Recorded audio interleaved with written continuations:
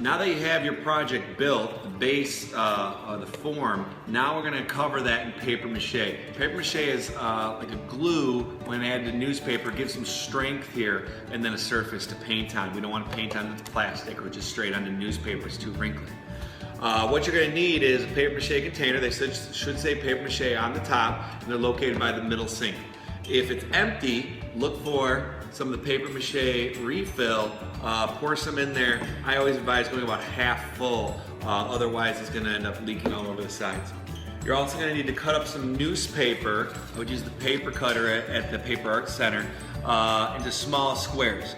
Sometimes I get students want to make large squares, but that's going to result in more wrinkles on your project. So keep them pretty small here, and they'll be more manageable. Okay? So I want to add some layers of paper mache onto this penguin. What I'm going to do first, I'm going to rub some glue onto there because the paper doesn't like to stick to the dry plastic as much. Again, you're going to get a little bit messy here. I like to get right all over my hands, and I want to saturate that paper both sides with glue. You'll start to see the paper turn a darker color as the water is soaking into it. Then I can apply that down, and I say pet that on so it's nice and flat. That's going to reduce the amount of wrinkles there. And I repeat this process overlapping the paper. Now in large flat areas like I'm showing you right here, really easy, doesn't take much time at all. When I get into more intricate parts around these wings and the beak up here, it's going to be a little slower. All right, take your time. Again, smaller pieces are more manageable. You can even cut these into smaller pieces to get around into detailed areas, okay?